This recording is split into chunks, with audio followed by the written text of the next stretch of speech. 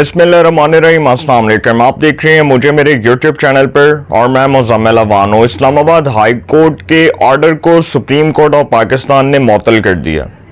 Islamabad high court का वो order जिस ऑर्डर को मुअत्तल किया गया, सुप्रीम कोर्ट ऑफ पाकिस्तान ने इस्लामाबाद हाई कोर्ट के 2 ऑनरेबल जजेस को ऑडियो लीक्स केस की समाअत से रोक दिया। इस्लामाबाद हाई कोर्ट का ऑर्डर था कि टेली कंपनीज जो हैं वो सर्वेलेंस में सार्फिन के डाटा से मुतल्लिक जो मालूमात है और रिकॉर्डिंग, उसके इस्तेमाल से इस्लामाबाद हाई कोर्ट ने रोका कि जो टेली कंपनीज हैं वो ये काम नहीं कर सकती, ना रिकॉर्डिंग हो सकती है, ना सार्फिन का डाटा लीक हो सकता है।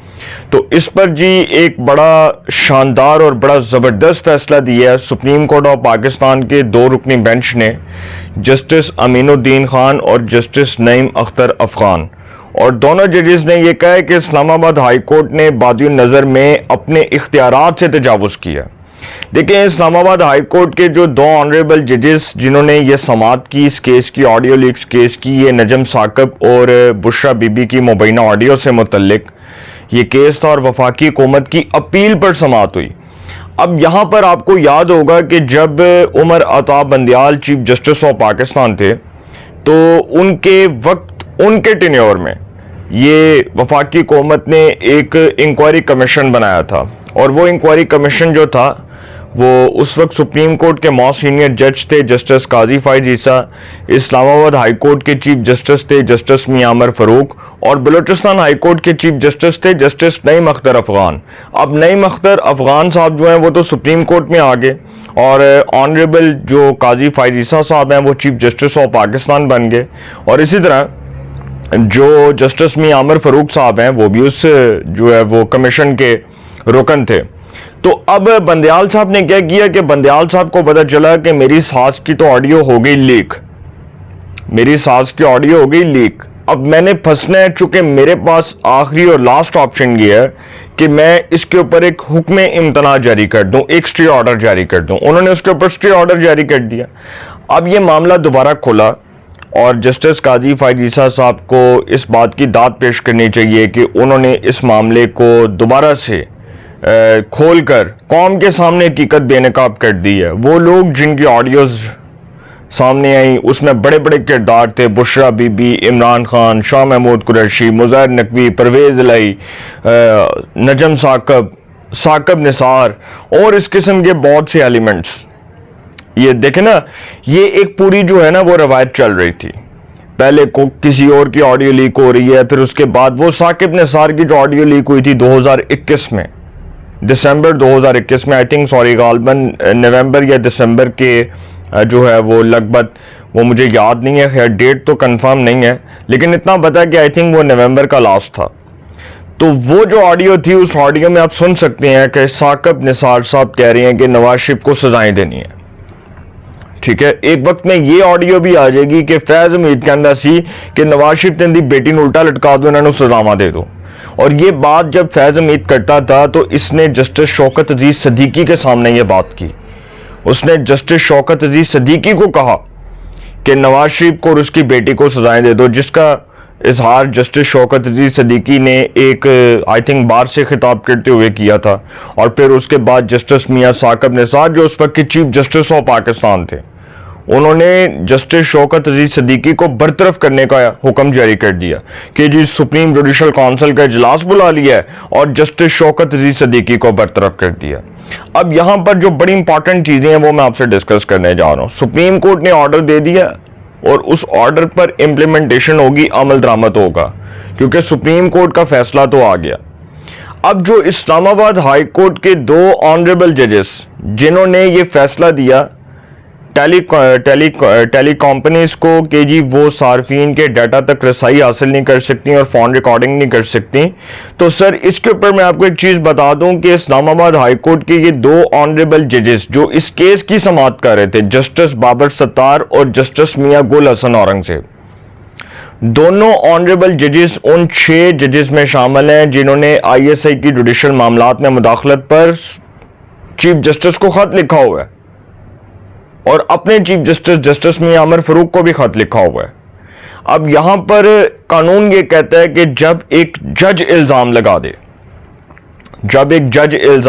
دے اور وہ یہ کہہ دے کہ جی مجھے یہ شکایت ہے، میرے یہ تحفظات ہیں، تو پھر وہ جج صاحب جو ہیں وہ اس بینچ میں نہیں بیٹھ سکتے جس کیس کے اوپر ان کو تحفظات ہیں. لیکن نا جب جج صاحب نے ہی کہہ دیا کہ جی ISI جو ہے وہ پاکستان کے جوڈیشل معاملات میں مداخلت کرتی ہے، 6 ججز نے اسلام آباد ہائی کورٹ کے وہ 6 ججز ہیں جنہوں نے یہ خط لکھا ہوا ہے، تو پھر 6 ججز جو ہیں وہ اس بات کا انتظار کریں کہ اگر یہ ثابت ہو جاتا ہے تو ٹھیک ہے، پھر سر سزا ہو جائے گی.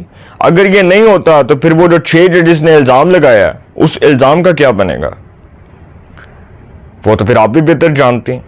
تو اسی طرح جسٹس بابر ستار صاحب جو ہیں ان کو تو پہلے بھی روکا گیا تھا کہ وہ اس کیس کی سماعت نہیں کر سکتے. ان کے اوپر تو پہلے بھی وفاقی حکومت کو تحفظات تھے کہ بھئی یہ تو ان ججز میں شامل ہیں جنہوں نے ISI کی جوڈیشل معاملات میں مداخلت پر اپنے چیف جسٹس کو خط لکھا ہوا ہے. اور بعد میں ایک جج صاحب جو ہیں وہ تو یہ کہہ رہے تھے کہ ہمارے رومز تک کو ڈسٹرب کیا گیا، ہماری پرائیویسی ڈسٹرب ہوئی، ہمارے کمروں میں خفیہ کیمرے لگائے گئے، اور پھر جب ہم نے دیکھا تو وہ جو میرے برادر نسبتی تھے ان کو اٹھا کر لے گئے، ان کو اغوا کر لیا گیا. یہ اس قسم کی خیر باتیں کی گئی تھیں. وہ 6 ججز کا جو خط تھا اگر آپ اس کو پڑھیں تو آپ کو سمجھ آ جائے گی. تو اب جو دوسرے جج صاحب ہیں وہ جسٹس میاں گل حسن اورنگزیب صاحب ہیں. اب جسٹس میاں گل حسن اورنگزیب صاحب جو ہیں وہ تحریک انصاف کے جو سیکرٹری جنرل ہیں عمر ایوب صاحب جو رکن قومی اسمبلی ہیں ہری پور سے، خیبر پختونخوا سے ان کا تعلق ہے، عمر ایوب صاحب کا، ان کے وہ رشتہ دار بتائے جاتے ہیں، ان کے وہ فرسٹ کزن بتائے جاتے ہیں. ان پر بھی وفاقی حکومت کو تحفظات تھے. اب دیکھیں نا، بندیال صاحب کے دور میں ایک روایت چلی ہوئی تھی کہ بندیال صاحب اپنے لائک مائنڈڈ لوگوں کو بٹھاتے تھے. یہ بندیال صاحب نہیں، یہ بندیال صاحب سے پہلے کی روایت تھی. یہ ثاقب نثار صاحب کی روایت تھی. وہ بھی کیا کرتے تھے، وہ کبھی 3 رکنی بینچ بنا دیتے تھے، کبھی 2 رکنی بنا دیتے تھے. وہ کبھی جسٹس عظمت سعید شیخ کو بٹھا دیتے تھے، کبھی اعجاز الحسن کو بٹھا دیتے تھے، کبھی وہ اعجاز افضل کو بٹھاتے تھے، کبھی وہ جسٹس گلزار کو بٹھاتے تھے، کبھی وہ جسٹس آصف سعید کھوسا کو بٹھاتے تھے، کبھی وہ جسٹس گلزار کو بٹھاتے تھے، کبھی وہ جسٹس عظمت سعید شیخ کو بٹھا دیتے تھے. تو یہی 6-7 ججز تھے جو انہوں نے 2 رکنی 3 رکنی میں ڈیوائیڈ کیے ہوئے تھے. تو اسی طرح اگر ایک جماعت جس کو تحفظات ہیں وہ یہ کہہ رہی ہے کہ جی یہ جج صاحب جو ہیں وہ اپنے آپ کو خود کو ہمارے کیسز سے علیحدہ کر لیں، جس طرح تحریک انصاف نے chief justice of Pakistan justice قاضی فائز عیسیٰ پر یہ اعتراض عائد کیا کہ وہ خود کو علیحدہ کر لیں. عمران خان صاحب نے کہا کہ میرے کیسز سے جسٹس قاضی فائز عیسیٰ علیحدہ ہو جائیں، تو وہ علیحدہ ہو گئے. اور اس کے بعد جسٹس نعیم اختر افغان اور جسٹس امین الدین خان نے اس کیس کی سماعت کی، تو اب کسی کو کوئی تحفظات نہیں ہوں گے. اسی طرح جسٹس بابر ستار اور جسٹس میاں گل حسن اورنگزیب کو مورلی طور پر خود کو ان کیسز سے سیپریٹ کر لینا چاہیے. جب سپریم کورٹ کا آرڈر آیا تو پھر تو وہ اس کیس کی سماعت نہیں کر سکتے، کیونکہ سر دیکھیں انہوں نے 6 ججز، یہ 2 جو آنریبل ججز ہیں یہ ان 6 ججز میں شامل ہیں جنہوں نے ISI کی جوڈیشل معاملات پہ مداخلت پر خط لکھا ہوا ہے. تو پھر میرا خیال ہے کہ مناسب وقت کا انتظار کیا جائے. سپریم کورٹ نے جی فیصلہ دیا ہے. سپریم کورٹ میں بشرا بی بی اور نجم ثاقب آڈیو لیکس کیس میں ہائی کورٹ کے فیصلے کے خلاف وفاقی حکومت کی اپیل پر سماعت ہوئی. جسٹس امین الدین خان نے پوچھا کہ ہائی کورٹ نے یہ تعین کرنا ہے کہ آڈیو کون ریکارڈ کر رہا ہے. ایڈیشنل اٹارنی جنرل نے جواب دیا کہ ابھی تک یہ تعین نہیں ہو سکا، تفتیش جاری ہے. جسٹس نعیم اختر افغان نے کہا کہ بدقسمتی سے اس ملک میں سچ تک کوئی نہیں پہنچنا چاہتا. سچ جاننے کے لیے انکوائری کمیشن بنا، سپریم کورٹ نے سٹے دے دیا. سپریم کورٹ میں آج تک آڈیو لیکس کیس مقرر نہیں ہوا. پارلیمان نے سچ جاننے کی کوشش کی تو اسے روک دیا گیا. نہ پارلیمان کو کام کرنے دیا جائے گا نہ عدالت کو، تو سچ کیسے سامنے آئے گا؟ جسٹس امین الدین خان نے کہا کہ یہ بھی ہو سکتا ہے کہ جن کی بات کی جا رہی ہو آڈیو انہوں نے لیک کی ہو. کیا اس پہلو کو دیکھا گیا ہے؟ آج کل تو ہر موبائل میں ریکارڈنگ سسٹم موجود ہے. عدالت نے وفاقی حکومت کی اپیل سماعت کے لیے منظور کرتے ہوئے فریقین کو نوٹس جاری کر دیے اور اسلام آباد ہائی کورٹ کا 25 جون کا حکم نامہ معطل کر دیا۔ عدالت نے تا حکم ثانی اسلام آباد ہائی کورٹ کو مزید کارروائی سے روک دیا۔ تو سر اس کا مطلب کہ پھر گیم تو ختم ہوگی۔ اسلام آباد ہائی کورٹ کے وہ 6 آنریبل ججز جنہوں نے ISI کی جوڈیشل معاملات میں مداخلت پر خط لکھا ہوا ہے، سر کسی ٹائم یہ بھی کیس کھل جانا ہے۔ جی فیض امید پڑھیا گیا تو سارا کچھ پڑھیا جائے گا، ٹینشن ناٹ تے مینشن ناٹ۔ نہ عمران خان نے بچنا ہے، نہ فیض امید نے بچنا ہے، نہ تحریک انصاف نے بچنا ہے، اور 9 مئی کے فیصلے ہونے ہیں۔ اٹل بات ہے، میں یہ بتا رہا ہوں آپ کو، یہ نوشتہ دیوار ہے کہ جس دن یہ سارا کچھ کھل گیا اس دن ساری کہانی کھول کے سامنے آ جائے گی۔